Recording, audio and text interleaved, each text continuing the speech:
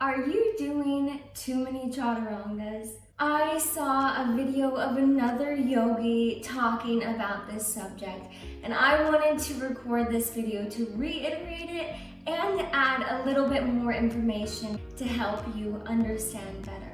So, is it possible that too much is a bad thing? Yes, Chaturangas are awesome. They are so great for building strength in your triceps. And tell me, when you were able to land your first Chaturanga with complete control, did you not feel like a super strong, crazy superhuman? Chaturangas can be really great to bring into the practice for discipline, building strength, building control, and knowing how to move slowly through certain postures. Let's get down to the anatomy of this. In your body, you have two really important chest muscles. You have your pectoralis major, which is pretty big. It takes up a big portion of your chest right here. And then you have your pectoralis minor, which lies underneath that, stemming from up above, and it is much, much tinier, about 1/3 or 1/4 the size of your pectoralis major. When you're going down into your Chaturanga, these muscles help to stabilize you. They give you that eccentric load so that you don't just collapse into the ground. Your pectoralis minor connects to a really tiny bone called the coracoid process. As your pectoralis minor is not trained enough in different ways, the muscle begins to pull on the bone. This action can actually begin to pull your shoulder blades up and out. This means that your shoulder blades are very unstable. This bone lives in a bed of muscles. If your muscles are not working correctly and cohesively, the bone is going to interact with the rib cage in a very unnatural way. And this will ultimately affect the most vulnerable joint in our bodies, the glenohumeral joint. So we want to balance this so that your pectoralis minor doesn't get too tight, causing the winging out of your shoulder blades. The serratus anterior is your muscle that helps you prevent scapular winging. Your serratus anterior is a muscle that originates on the top of your rib cage, connecting from rib 1 to rib 8.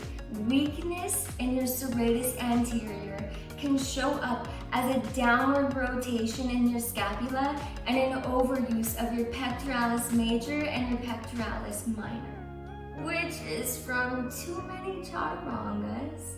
When your pectoralis muscles are overused, it will depress your scapula by recruiting the help of the latissimus dorsi, which is a huge, huge muscle in our back. Now, this can give you a feeling of strength in your back, right? But it contributes to hyperextension of your lumbar spine, which is this lower section of your spine right here, poor posture, and pain. So we definitely want to bring some focus here to correct some things, but how do you do that? Well, we understand that we need to really work the serratus anterior. Another way that can really help with this is bringing more pulling motions into your daily activity. If you think about it, a lot of yoga poses are mostly pushing. If you don't balance that with some pulling motion, you're going to have a massive discrepancy in the muscle strength around your shoulder blades. A lot of people often run into injury in their physical practices when they're doing too much of the same thing. You need variation and moderation. There are so many benefits of Chaturanga, but we all know too much of anything is not a good thing. If you are a yogi that wants to do every Chaturanga in every class, every time it's cued, you want to balance the strength of your pecs by strengthening the other muscles around. You want to add some focus to your posterior deltoid, your rhomboid muscles, your lower trapezius muscle right on here, and the external rotators of your shoulder with your asana practice. Now, you're probably thinking, there must be some yoga poses that bring a pulling motion. You're right, there is. But they are isometric, which means you're not getting the full range of motion with that pull. So it is best to experience more physical movement than just from your yoga practice. Don't get me wrong, I could live by just doing yoga for the rest of my life because I love it so much.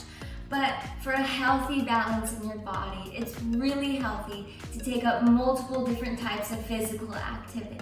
Now you're probably wondering, well, Grace, what am I supposed to do? What pulling motions do I do? How do I balance the muscles in my back? I'm gonna show you right now. With me here, I have a dumbbell.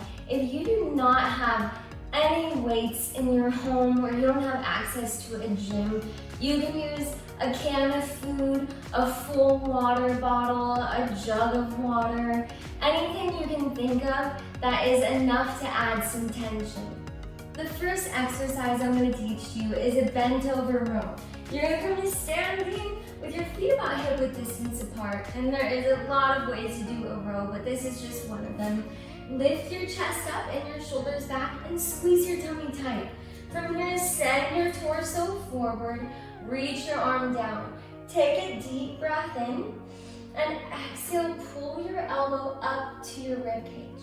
Inhale down, exhale, pull. Inhale, exhale. Inhale, exhale. You can do about 10 of these on each side or whatever is comfortable for you. The next exercise I'm going to show you, you're going to come to the same position. This is a bent over reverse fly with your feet hip width distance apart, shoulders up and back, tummy tight. Come to bending over. Take a deep breath in. With control, exhale, lift your arm up and out to the side. Inhale down, exhale, lift. Inhale down, exhale, lift. Now, if you're having trouble with the weight and you're using momentum to lift this dumbbell up, you don't want to do that. That's not going to be good for your body. So what you can do is lower the weight until you're able to have proper control of your movement. You can also do 10 of these on each side. The next exercise I'm going to show you is a lateral side raise with a dumbbell. With your feet hip width distance apart, take a deep breath in. And exhale, lift your arm up out to the side. Inhale down, exhale lift. Inhale down, exhale lift. Same thing for the other exercise. If you're not able to get this up without swinging your arm up, then lower the weight so that you're able to have nice and stable movement. The next exercise I want to show you is a front raise with a dumbbell. With your fist facing towards you, take a deep breath in and exhale, lift your arm up. Inhale down, exhale, lift up. Again, you want to have your chest up and shoulders back. Posture is really everything with these movements. And again, if the weight's too much, just lower it to whatever is most comfortable for you and whatever you can move stably with. For this exercise, you can also do 10 of those on each side. With any of these exercises, you can do 10 on each side, you can do 8, you can do 15, depending on what weight you have and how you're feeling. So just tune in with what feels best for you, be nice to your body, and practice safe posture. Other exercises that you can do, if you do have access to a gym, you can get on a rowing machine. If you have TRX straps at your house or at your gym, you can also get different angles of a row to really help build the muscles in your back and to support your scapula. A few other things that you can do to help are massaging the trigger points in your chest muscles to release that tension. If you have gua sha tools, a foam roll, or a pressure point ball, you can just give your chest muscles some TLC, tender loving care. And lastly, you just want to find a variety of movement. It's really great if you love doing an hour and a half of yoga every single day. Try to get in a little bit of weight training or resistance training of any kind. Move your body, swim, just try out some new things and invite that moderation and variety into your body and see how it changes not only the physical structure of your body, but how you feel. That is all for this video today. I really hope that you enjoyed it. I would really love to know your thoughts, what you learned. If you have any opposing views or ideas, share them with me down below. This is an open conversation. If you have any questions, you can send me a direct message or leave them in the comments down below as well, and I will definitely get back to you. Thank you so much for watching this video and hanging out with me through it. Have a great day, yogis. Namaste.